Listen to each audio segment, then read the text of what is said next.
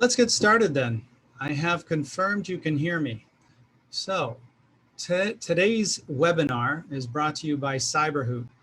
We are a learning management solution that goes well beyond learning management, and we do a whole bunch of other things. We are not a commercial. This is not going to be a commercial today for CyberHoot, though I hope you'll consider coming to join us and benefit from our cyber program and development. What today is all about are 10 tips for a practical and effective cybersecurity program for any MSP or SMB. Years ago, Donald Rumsfeld got up to the podium and he said, took a question from a reporter in the audience who said, hey, Donald, what keeps you up at night? And he said very cryptically, the things I don't know, I don't know. And everybody kind of scratched their heads and they said, well, what the heck does that mean? And he said, let me explain. There are things that I know I don't know. Those are the known unknowns. And I have really smart people working on those things to figure them out, find the solution, bring it to me, and we execute on it. But the things I don't see coming are the unknown unknowns. Those are the curveballs, the things that cause the greatest damage to the United States and the things that keep me up at night. So that's the answer to your question. Fast forward to 2020, you're on a webinar and Craig's talking about unknown unknowns and known unknowns. And what does he mean? Cybersecurity for the majority of SMB owners and a good majority, a good number of MSP owners is all about unknown unknowns. The business owners you talk to as an MSP, they know that cyber matters, but they don't know why. They don't know what it's about. They don't know what to do about it. And it's a bit of a mercurial science to them, and they just don't have the facts. So the hidden message for today's meeting is learn what you don't know and how you're going to sell it to your clients potentially as an MSP. Okay, so we're going to go through those things, and some of the lessons you'll learn today, you can turn around and use to address the unknown unknowns with your clients. So let's get started. Who the heck is Craig? We're going to go over that. We're going to go over a cybercrime primer. Who's attacking us? What are the common types of malware they're using to attack us with? What did Datto, for instance, say? Many of you might be using Datto's Autotask tool if you're an MSP. If not, then you're in Continuum or Kaseya. There's probably maybe one person on from Ninjio or something like that, but that's 95% of the users. So Datto had a really good report on ransomware. We'll touch on that for a moment. We're going to talk about why SMBs and MSPs, for that matter, are attacked so often versus larger companies in the enterprise space or smaller companies. And then we're going to go through a little cybersecurity preparedness to protect your brand. We're going to go over the 10 things you ought to do to protect your business as an MSP, and then turn around and protect your clients' businesses for a fee, for a price, for a cost, right? You're going to line item this to them. And these are some of those areas. We're going to get into 2 training exercises, and feel free to steal these or go back to the Facebook Live post, which we're live on CyberHoot's Facebook page, to get to these training exercises because they're quite valuable for opening the eyes of employees or business owners when you're sitting across the table from them. We're going to talk about passwords, why they matter, what's password hygiene, how do you get that, strong or good hygiene that is, and how to spot and avoid and delete phishing attacks. We have a little bit of an overview of one of our MSPs and what they've accomplished, what they were facing, what they've accomplished. I don't think Tim's going to be able to join us today. I think he's on vacation, so we'll be just ad-libbing that portion of it. And we'll go from there. Sound like a plan, everyone? So who is Craig? Back 25 years ago, I worked for a managed service provider in Rochester, Minnesota, supporting the Mayo Clinic and a bunch of other businesses with managed IT. It was an MSP 25 years ago called Venture Computer Systems. You can tell by the logo how low res it is. Since that time, I worked for a company called Secure Computing, manufacturer of firewalls. Computer Sciences Corporation spent a good long time building cybersecurity programs for the likes of DuPont, Citizens Bank, Bose, at Computer Sciences Corporation in their web hosting business unit. I worked for Vistaprint on their national global cybersecurity lead for their manufacturing business and all of their businesses globally. Chase Payment Tech in their financial arm with merchant underwriting, as well as, oh, interesting. That's interesting. I just got texted that we're seeing me, not the PowerPoint. So I must have shared the wrong item. So thank you for that, Tim. Let me pick the right screen that I'm supposed to be sharing here. I thought I was sharing this screen here. So that is screen number 2. Share that. This might be a little bit more easier for you to follow. So my apologies. Thank you, Tim. Yeah, so backing up, Venture, Secure, CSE, Vistaprint, Chase Payment Tech, Neoscope, where I'm the Chief Information Security Officer, as well as, there's a lot of screens here. CyberHoot. So 6 years ago, I went and decided to found my own company, CyberHoot, to address a gap that I saw in the awareness training solutions out on the marketplace for the SMB, for the small to medium-sized business owner, the person with 5 people to 500 people.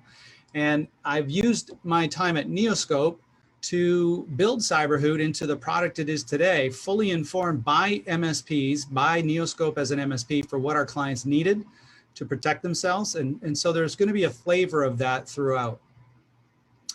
So let's move on to who's attacking us, what their motivations are, and we'll go from there. We're sort of going to bootstrap you on Cybersecurity 101 for just a moment, just to make sure. I'm sure many of you know this, but some of you might need a little refresher. And so we'll make sure you're all on the same page.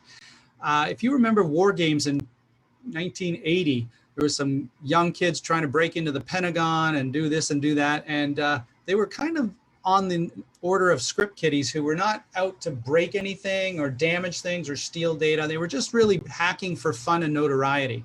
That's that group. Then came organized crime into the scene probably about a decade ago, and probably the largest growing threat we all face as SMBs and MSPs is from organized crime, who've realized that it's far easier to make money with impunity online through hacking and that sort of thing than it is in the real world, especially as more and more camera phones get put up and people, like dealing in goods and services stolen is just so hard these days. They're moving to online attacks with ransomware, hiring companies and not companies, but hackers to do their bidding for attacks. And they're hacking obviously for money. Nation states is next. Oops. Nation states are hacking for global advantage.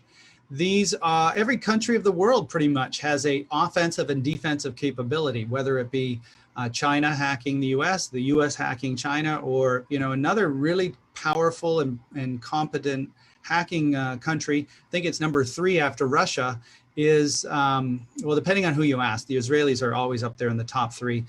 But Iran has a really strong cybersecurity attack and defense capability. Many people don't know that.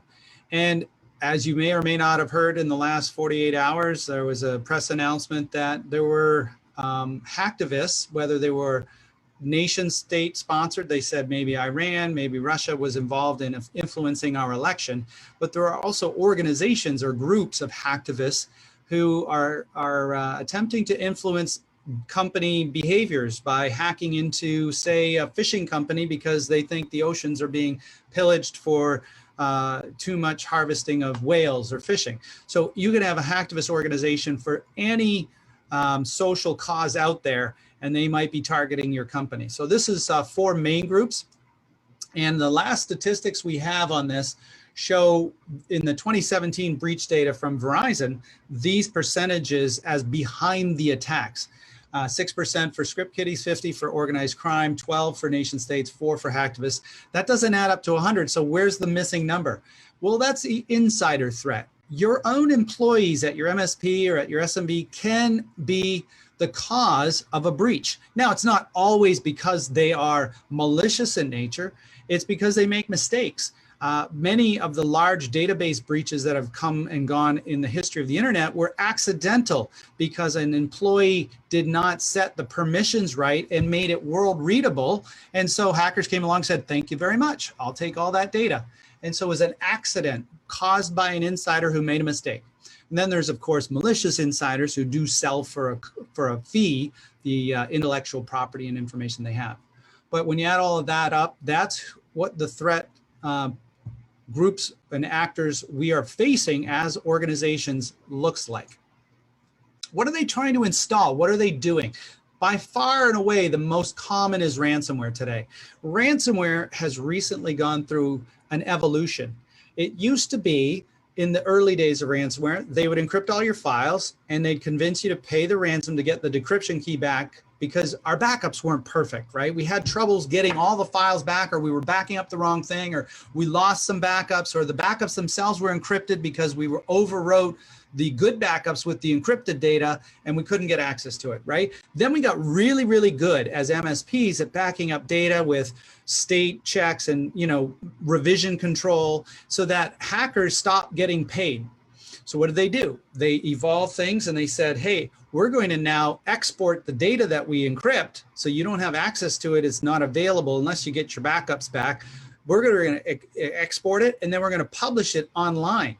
So the truth of the matter is, in the last quarter, Q3 of 2020, healthcare providers who have a lot of really sensitive data experienced a threefold increase in ransomware attacks because they have no choice but to pay the ransom if a health record or series of health records are going to be released online. They can not afford to allow that to happen. If it's more than 500 records, they have to go to the Health and Human Services and they get on the HIPAA wall of shame and all kinds of bad repercussions to it. They just as soon pay the ransom and get their data back. I'm not advising that on this call that you do or don't pay ransoms. That's a totally different topic, another discussion for another day. Another thing, though, that hackers are trying to do is they're trying to get remote access Trojans to spy on our data to see what information is in your company and is it of interest to me. A lot more nation state approach there. The former ransomware is much more on the front of organized crime. Still, other solutions are bot networks. There are many hackers who are farming Bitcoins to get a valid Bitcoin address, because if you get a valid Bitcoin, you got a $2,000 or $7,000 Bitcoin. It's pretty amazing. The price has fluctuated quite a bit over the last few years. Not 100% clear on what it is today. There are also questions that come up periodically when I give this presentation about cell phones. And the question was, well, do we really have to worry about our cell phones? And the answer today is you kind of do. I would say that there's a lot of hidden benefits to the closed operating system environment of both Google Play and Apple Play Store that prevent the obvious attacks that can occur from downloading. Say you wanted to download a piece of software from the internet, install it on your workstation or your laptop at home. You don't know who wrote that. No one's validated it. You think it looks good because the website looks good and you install it, and guess what? You could have just compromised your computer. Well, on a mobile device, at least Google and Apple have validated the software somewhat to say it's doing most of the things it says it's doing, and we don't think it's doing anything else. Where you get into trouble with mobile applications traditionally is that they want access to your microphone, they want access to your cameras and your personal data, and then they monetize that by selling it to advertisers so that Facebook knows about what you're searching for. Google knows certainly what you're searching for in their apps on their phone. So you have to be careful with the permissions. But if you ask Jeff Bezos, are there malware on mobile devices? He'll say, absolutely. I'm divorced today, Jeff Bezos would say, because of mobile malware. He got a special text one day, it compromised his phone, they stole his pictures, and his mistress was published to the internet. Divorce is the natural conclusion of that. So there are things that you need to worry about in your phone. Keep it up to date. Try not to let the permissions be too onerous or too permissive. The latest iOS version's asking me to review the permissions on the applications in the background and the microphone and all of those sorts of things. So that's good. Make sure you're taking care of that. Finally, hackers are looking to install keyloggers to steal your passwords, because the passwords are still the holy grail for most hackers to get into our email, to get into our critical accounts. So that's what they're trying to do. The different groups that we talked about, these are their tools of the trade. Ransomware is still the #1 threat, according to Datto's report. We'll just go over a couple of statistics. 85% of MSPs have reported attacks against their SMBs, the companies they support, in the last 2 years. That's like, I don't know of one that hasn't had one. So I don't even know who the 15% are or how many clients they have, because I think just about all of you have seen a ransomware attack of one kind or another. And it's only getting worse. The idea 1 in 5 fall victim to ransomware attack each year. There's all kinds of little reports here and there. Ransomware exploded, and it continues to get worse with this new evolution of the risk to confidentiality of the data. Hackers are doubling down on ransomware because they know that you might have good backups, but you can't stop us from publishing your data to the internet, and that means you're more likely to pay the ransom. Okay, 96% of MSPs predict attacks will continue at the current rate or get worse. This is the evolution. So these are from 2020. New ransomware leaks confidential data. Ragnar Locker ransomware threatens release of confidential information. Maze ransomware. There's all sorts of different things. And I did this presentation on like July 3rd. This article came out on July 2nd for Xerox because they were hit and their data was stolen. Chubb was hit. All kinds of companies are being hit with this. Okay, so what's driving this attack trend? We look at the attack trends here. This is summary from 2 different sources. We've got Verizon on the left and Symantec Ponemon Institute. Their research over each year, they do a research study that says who's being attacked at what percentages. And SMBs, as defined on the right by Verizon as employees, companies with 11 to 100 employees, are more than 15 times as likely to be attacked. That's an amazing statistic. And of all the attacks surveyed by Symantec Ponemon, it's leveled off at around 65% of the attacks of all reported businesses on the SMB, this small to medium-sized business, which most MSPs fall in that category. So you're one and the same, really, because I don't know too many MSPs that have over 100 employees or fewer. There's quite a few small shops that have fewer than 11, so that's possible. So what do you think it is that's driving this? I've got the chat turned off, unfortunately, so I can't ask for your participation unless I can turn my sound on, but I think we're going to skip that for today. So I'll just run through the drivers of why SMBs are so commonly attacked. This is where I turn to the audience if you're in the room, and I would look at you all and I would say, okay, Jeremy or Eyal or Andy, tell me what you think the reasons are. And I want you to think through this exercise yourselves anyways. What's driving these high frequency of attack on SMBs? And I'll start you off with one of the answers, and that's time. Most SMBs, or MSPs for that matter, don't have a lot of time to spend on cybersecurity protections, right? As you roll out new projects, let's say you're migrating some company's instant messaging technology from Slack to Teams. That's quite common these days because Microsoft's done a really good job improving Teams. I see a lot of MSPs moving to Teams, adopting it. It's free if you're on Office or on O365. So why would you pay for Slack? So that's happening. How much time do you say stop that migration and think about the security implications of properly securing Teams versus what was in Slack, and how do you secure that? And maybe that's not a lot of risk there, depending on what data you have. But if you're doing OneDrive or SharePoint, and there's a lot of data in those solutions, are you worried and spending a lot of time securing those things? Probably not. On the MSP side and SMB side, you don't have buckets and buckets of money to spend on security, right? At a bank, I worked at JP Morgan Chase in their payment tech division, and they had basically an unlimited pocketbook for reducing risk. They did not want to accept any risk of any kind, and they constantly were testing and checking and validating their cybersecurity footprint. If there was a risk identified, they said, tell us what it cost to fix it, and then they fixed it, right? The big banks are all that way, but they kind of have the deep pockets to do it. Most SMBs, and MSPs don't have deep pockets to spend on money on cybersecurity. And who are you hiring? Are you hiring experts in cyber, or, you know, a lot of folks that just graduated university, college, fresh out of school, fresh out of high school, whatever the case may be? they may not have a single hour of cybersecurity training. I don't think our schools are doing a good job or doing enough in educating the youth of today on cybersecurity. They don't teach our kids. I have a 21 and an 18-year-old. They had no training on passwords, no training on phishing attacks, no training on social engineering. They might have got something on cyberbullying and sexting, I think.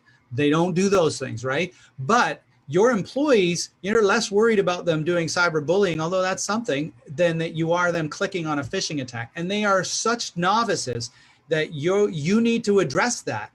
So you're not creating enough cybersecurity awareness training programs. What we're doing today here is part of that awareness program. What I would hope you do, side note, little commercial break, CyberHoot can do the training for you, fully automated, all of that stuff. That's it for the commercial. Back to business. You need to do something around cybersecurity awareness training with your staff at the MSP and your clients in order to address the lack of productivity, the anxiety that the employees have over phishing attacks that come in. Was I compromised? Wasn't I? You know, all of that stuff. Beyond that, you also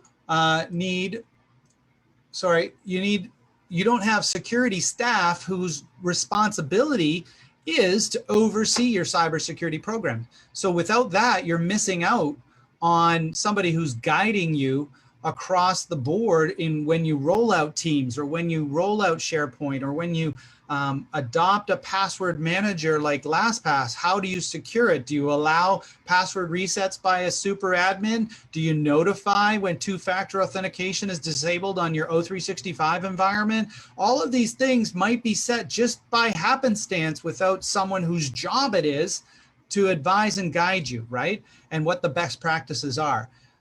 So that's important. One of the final reasons why an SMB is likely to be attacked or an MSP is what they have access to, right? You as MSPs have access in the back door of, 15, 20, 30, sometimes 50 clients. You can get into their environments with the domain admin credentials. So one hack of an MSP and maybe they can gain access to all these other clients that they're interested in. If you remember the Target hack years ago, it was the HVAC vendor that supported the environmental controls of every Target building in the United States, turning the AC up in the summer, the heat up in the winter, that was breached directly. And the VPN that they had to those environmental control systems at all those locations was what the hackers rode into the point of sale devices, overwrote the point of sale software, siphoned off 70 to 80 million credit cards, and the rest is history. So that was a backdoor breach. Okay. If a picture's worth 1,000 words, this picture is worth 1,000 words on a cyber program. This is what I would say is the key fundamental pieces of a strong cybersecurity program. You have at the main pillar, you have policies that govern how you operate and how your employees should operate online or at your company through a WISP, a written information security policy, a password policy, acceptable use of computers policy, or an information handling policy. You have policies defined. Your employees sign off on them. Those policies live and breathe and get updated on an annual basis. Your employees re-sign off on those policies, and they're held to account for not complying with those policies. Then you have your people, and you have to train your people both on the policies, but also like we're doing today on the types of attacks. In a moment, we're going to get into two exercises. One is on phishing, the other's on passwords, and those will be part of your training today of things you could build into your training program at your MSP or SMB. Finally, you have technology, not finally. Thirdly, you have a third pillar of technology. We all need to have endpoint protection, whether it's next-gen antivirus plus some IDS, IPS, firewalls have to be put in place. Spam filters need to be put in place.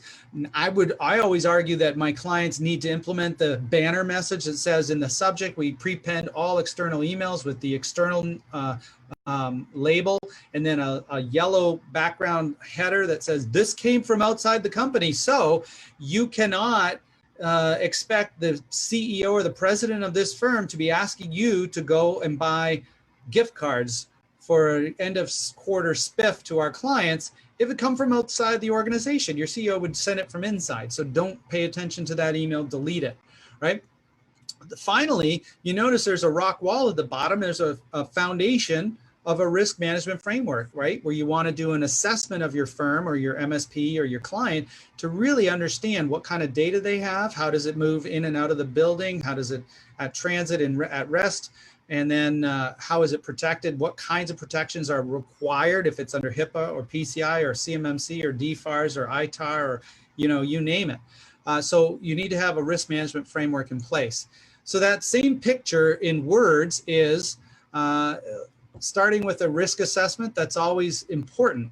Many people say, why start with a risk assessment? I know what my risks are. Well, you have such a finite pool of time and money to spend on your cyber program. You really need to address the most critical risks that come out of the obvious output of a risk assessment. Because oftentimes we spend our time working on things that are maybe not the most important thing at MSP. So we want to do that risk assessment and prioritize the findings. Govern with policies, train your people, roll out technology like anti-spam, anti-phishing, anti-virus, anti-malware, advanced web protection, content filtering. Sometimes you could do DNS protection. Right now, many of us work with WebRoot, which has a DNS protection mechanism built into it that you can turn on. And that helps with some zero-day attacks where a hacker has breached a website. If you just visit the website, it tries to send zero-day attacks down. I don't know if you heard this earlier this week. Chrome had a zero-day attack that could lead to a compromise. Fortunately, Chrome auto updates. I checked mine today in advance of this presentation to make sure, and I was sure enough it had updated itself. There's a ping of death right now to any Windows device. Microsoft released a patch in October that fixes an IPv6 malformed packet ping of death that can crash a machine. It doesn't compromise the machine, but any data that you have, because it initiates a kernel panic, your machine just blue screens and you lose everything that you haven't saved. So really important to patch for that. Active Directory controller should have been patched back in August because of a really critical network-enabled 10 out of 10 severity bug then. So you need to patch, you need to monitor, you need DNS protections, mobile device management, encrypt your critical data. Password manager is going to be something we talk a little bit more about today, and set up two-factor authentication on all critical accounts. And for when the proverbial doo-doo hits the fan, you really want to have something that can backstop you in those major catastrophe events like cyber insurance. And actually, here's another commercial. If you want to know what kind of cyber insurance to get, CyberHoot just did a two-part blog article 2 weeks ago and 3 weeks ago on cyber insurance. We partnered with a company called Joseph Brunsman, who, shout out to Joe, great guy. He runs, helps run CPL brokers, and he handles a lot of forensic investigations into companies that have been breached, unfortunately. And he helped us identify and articulate the kinds of cyber insurance you can buy, because there's over 500 different kinds of riders you can buy, and what it doesn't cover. So the first week's what you should be buying and what you can buy and what's recommended. The second week is what does it not cover? Where are the conflicts? Where can you get into trouble? So a couple of two-part series. If you subscribe to our blog, you'll get this notification. If you subscribe to our newsletter, which we're going to publish, I think Ty has it to publish later this week, you'll get both articles linked in our newsletter. So cyberhoot.com, find the newsletter link, put your email in, and you're good to go. Governance programs, policy governance, they need to be automated today. You shouldn't be doing anything on paper anymore. I mean, that's not even, that's like 20-year-old technology. In the 19th century, we use paper for everything, right? Not anymore. You need a fully online solution that sends these policies to your employees via email, gets them to sign off on it like a DocuSign, or a CyberHoot has the same electronic signature capability. Those policies need to be maintained. They can't be collecting dust on the shelf. And they need to be threat-based so that, they evolve as hackers evolve, where we once said, ransomware, we back things up, we're okay. You actually can't rely on that anymore. You have to evolve with the threats. This is an example of a screenshot that you get from CyberHoot, where you see 100% policy compliance here, 7 policies, 9 active videos. There's more that have evolved since this time, users and video compliance. So, it's a fully vetted dashboard that you can get there. Here's another client that's running these types of policies. You can see things like expense management. A good friend of mine runs the Fellsway group. Shout out to John. Good job on the Fellsway group.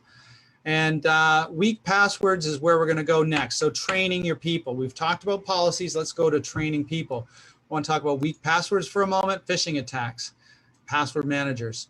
So I give this analogy. When we were all kids and in high school, we learned how to type because running a typewriter or learning a computer keyboard was a really important skill that everyone in the educational space said, you need to learn how to do this because everything's going to be run on a computer and a typewriter or a keyboard. So we learned that skill. But that 19th century skill is basically, it's really important, but your 21st century equivalent of those skills is cyber knowledge, cybersecurity skills around passwords, password hygiene, spotting and deleting phishing attacks. These are the kinds of skills you need in order to be successful, productive, confident, and secure in the 21st century.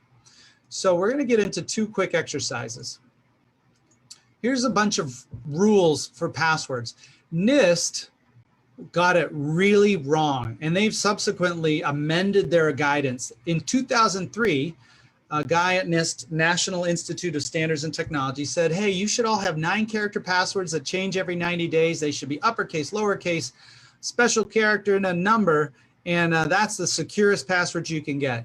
But no, that is not, because people cheat, because we have 400 different accounts to worry about. So how on God's earth are we going to remember 2 or 3 really good passwords, let alone 400? So don't ever do the NIST. If you're advising clients now, never adopt 9-character, 90-day complex passwords. Go to the new NIST standard, which we'll cover in just a moment. Don't write passwords down. This is often the case where we go in and we do an assessment, we see sticky notes. If it's not just taped to the monitor, it's underneath the keyboard. If it's not underneath the keyboard, it's in the drawer to the right or left of the desk. You know, don't use names of pets, family, friends, birthdays, that sort of thing. And don't reuse your passwords everywhere you go. This is a major no-no for a good password hygiene. If you reuse, even the root of your password is the same, and then you add a different prefix or suffix to it, depending on where you're going. If a hacker can see your password in plain text, they can predict what the password will be at whatever site they're trying to break into your account on. So don't reuse passwords. And then the shoulder surfing is just another, in the work from home remote, this becomes less of an issue, unless your spouse might be shoulder surfing your password entry. You don't want to do it. But let's do a test. Here, for those on the phone on this webinar, pull out your browser, go to this website, Google Have I Been Pwned. Now, listen carefully. Put in your oldest personal email account that you've used for years and years and years. Put it into that site. It's a safe thing to do. Don't worry, there's nothing that you're going to breach or lose out on. This is not a test of your cybersecurity skills. This is just a proof. Once you put that in there, you're going to see how many times you've been breached, right? I mean, I'll do it just so you know. I think I can shell out. Can I shell out on this? This will be cool. Well, I don't want to put too much information in front, but I'll share. Yeah, because this is Facebook Live. I'm probably not going to do that. I was going to share my personal address. I just think it's probably best not to, because I'll get all kinds of bad stuff sent to me. But this is the Have I Been Pwned website. You plug your name in here. When I started running these tests back in May 2015, it had just over 1 billion usernames and passwords, username, email accounts, and social media profiles, and all kinds of data, about 1 billion accounts. It's grown like crazy since then. As 2 years later, it was almost 5 times as many accounts, almost 5 billion. Here's a notification you can get if you register your personal email, your work email. You can get notified when you're part of a breach.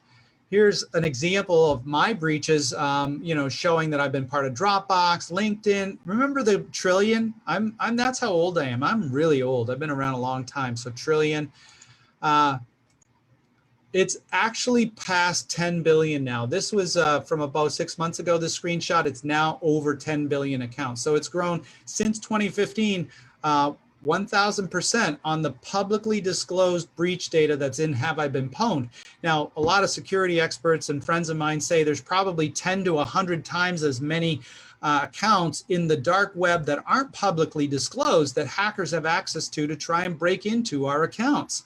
So if you think about it, if you're reusing passwords all over the place, all a hacker has to do is get one username and password, try it on a number of different fronts, and maybe break into your company, your MSP, or otherwise. Unless you have 2FA set up, that's a good protection against that.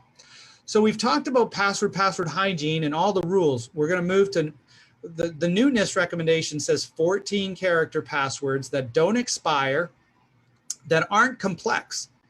That's a pretty, what do you call it, heretical recommendation, but it stops people from cheating and it works, right? No company right now, none of your employees have 14 character passwords, but when you move to that, they love it because they come up with a passphrase, they can type it in and it's easy for them to remember. They don't have to change it every 6 months and they're not using it anywhere else. So it's really helping secure and protect your environment.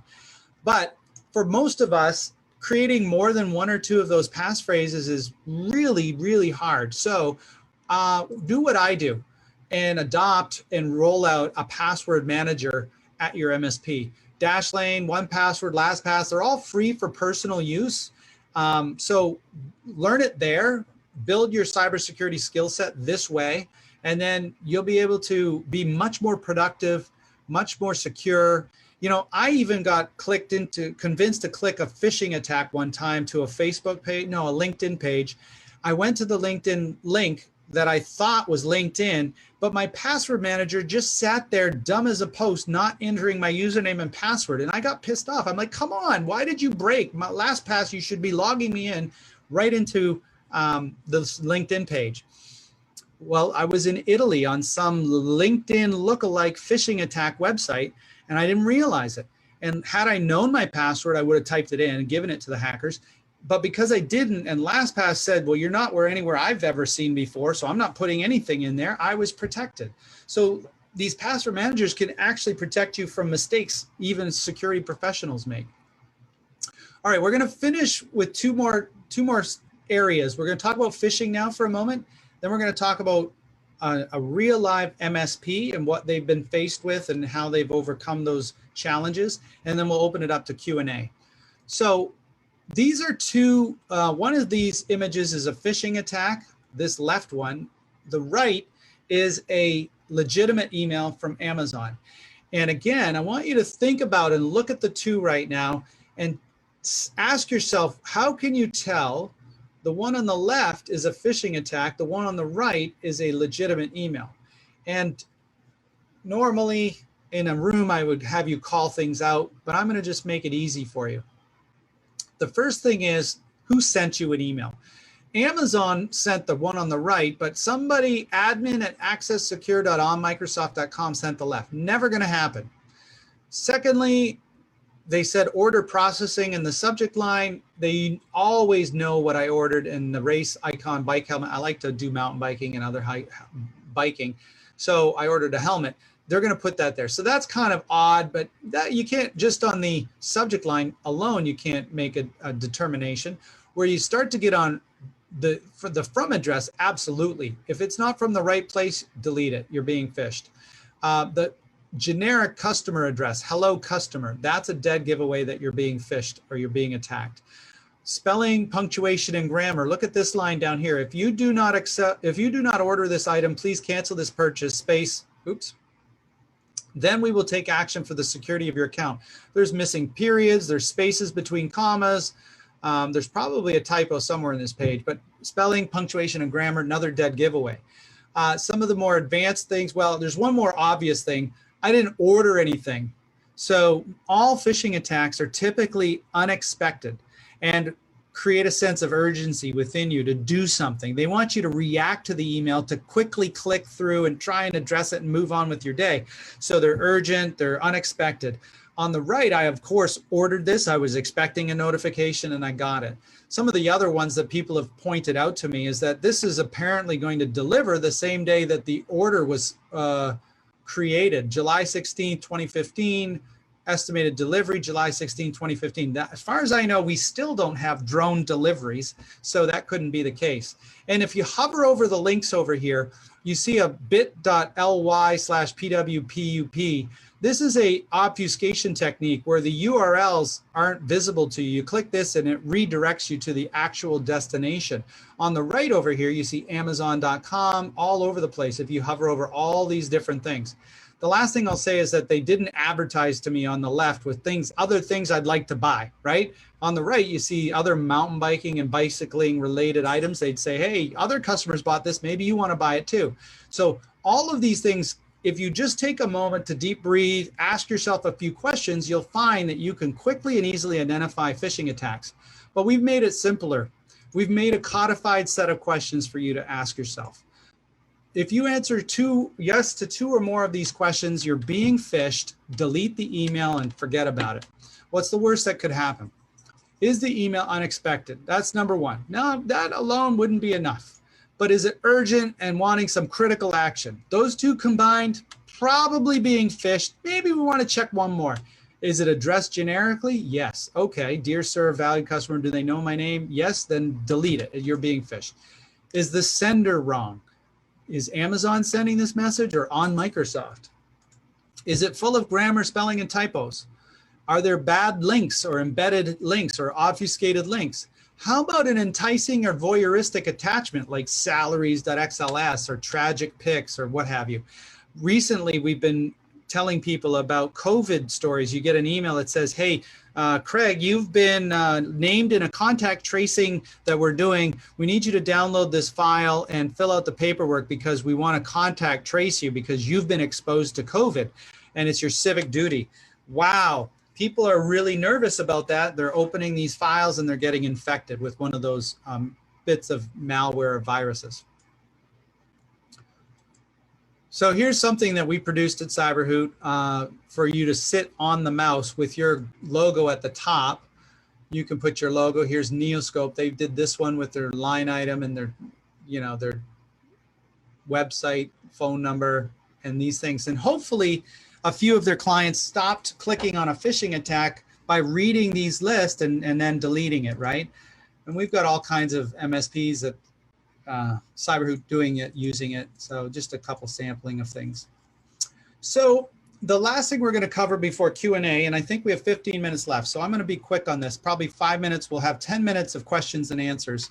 And we'll do the question and answer if I can figure it out through the Q&A section of the Zoom webinar.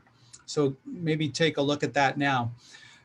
Neoscope is a MSP, $3 to $5 million in revenue, 50 clients, and 15 employees. So they're doing a pretty good job. 5 years ago, they came to me and said, Craig, we need to do something in the cybersecurity space because we're facing a lot of problems. We have 2 to 3 ransomware attacks a month. We need to differentiate ourselves. There's a lot of competition with them between MSPs, and we find ourselves coming up against all kinds of MSPs, and we need to differentiate why us over them. Our staff are getting upset by all these after-hours cyber incidents, right? On weekends, family time, late on a Friday, got to go restore files due to a ransomware attack. So they're really burning out. We need more monthly recurring revenue. That's your lifeblood of an MSP is monthly recurring revenue. So they needed more, or they wanted to generate more of that. And, we want to protect our client attrition. We don't want to lose too many clients at Neoscope. We need to add value to our clients. We want to give them things that they view are valuable. And we really want to be able to sleep at night knowing we're doing what we need to do to protect our clients. So this was the situation 5 years ago.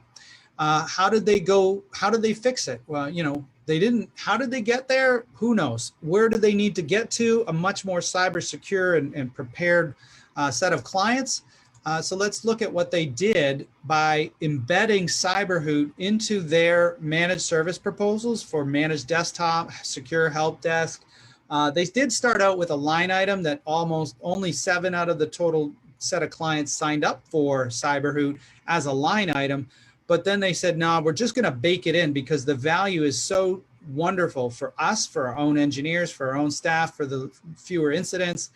And it just made sense. So for the last 3 years, 4 years, they baked it into their offerings.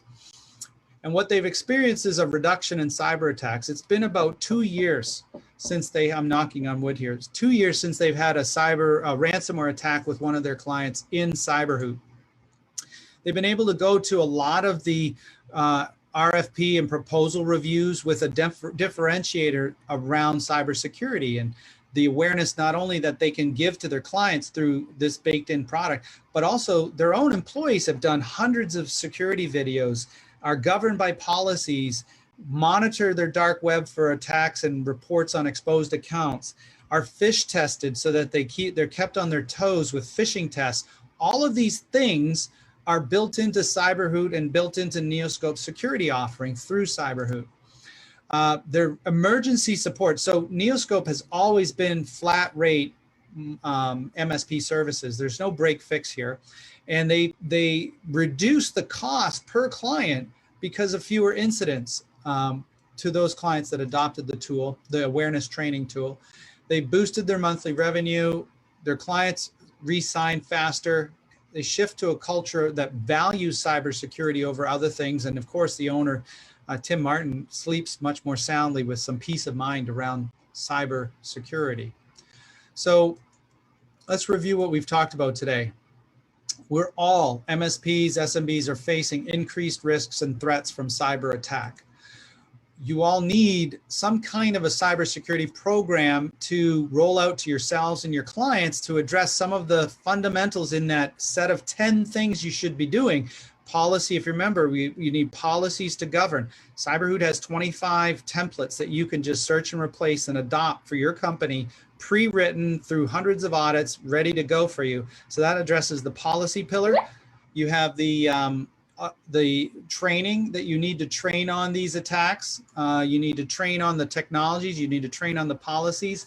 CyberHoot recently added a bunch of program training modules on advanced Excel, basic Excel, advanced Word, basic Word, Teams. All these program videos from Microsoft we've built into CyberHoot to help you roll out different technologies and train on the technology.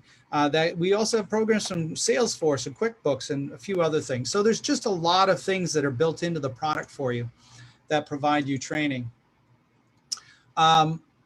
You need the benefits of a cybersecurity program. Neoscope did it, and they've had really good success, and they continue to renew year after year. Their client renewals are up, their attrition is down, their satisfaction and happiness of their most expensive resources, their engineers, is really good because they're dealing with fewer reactive emergencies and can be more proactive in the work that they do, more value add. So I think we have 9 minutes for Q&A. What I'm going to do is try and open up the Q&A and see if there is anyone that wants to ask a question. And I can also try to allow people. Thank you, Tim. I see a question there, or I see a comment. You're welcome. Does anybody have a question about this and what you've heard today? There's one more screen I can share with you. We can get questions and answer them as they come in. If you want more information on CyberHoot, you can certainly book time in my Calendly link, calendly.com/CyberHoot. You can book a meeting. But I hope you've learned a little bit today, just to scroll back to that one screen that is the 10 pieces of a cybersecurity program. This is where you need to be at with your MSP to be secure, is to have this page here under, this is your 10 things for a cyber program. One is the risk assessment. Start with that. Tim asked a question. Can you talk a little more about CyberHoot pricing compared to others? Okay, interesting. I had a meeting today where I signed up a client with 550 users that had already been using KnowBe4. And I don't want to put KnowBe4 down. It's a great product. It's very, very robust, has a lot of capabilities. But he said, the reason I want to sign with you is because with KnowBe4, I have the Cheesecake Factory problem. And I said, well, tell me what that is. I kind of knew what it was, but he explained, there's so many options, so many choices that I get paralyzed at doing anything. I think I have the same 3 phishing attacks that I've run once a year for the last 2 or 3 years. I haven't rolled out the training aspect of it because it's just too complicated and I need their sales engineer to help me out. I don't have that with you, you know. So the pricing, and I said, well, what about pricing? To Tim's question, pricing, you're almost comparable or cheaper. The price for CyberHoot for him for his 550 was somewhere around 24,000 for the year. For KnowBe4, it was around 26,000. So it's very comparable. For companies like yours in the MSP arena, we're not charging anywhere near what we're talking about there with this one client, because this is a direct client under Neoscope. I'm charging Neoscope $1.75 per user per month for their access to CyberHoot, and they're marking it up 100 points to 350 in that case, and sometimes more, sometimes less. So there's a lot of really important capabilities to mark things up, to make a good MRR, and we are cheaper typically than most of our competition out there right now. Hopefully that answered your question, Tim. Anybody have any other questions in the 4 or 5 minutes remaining?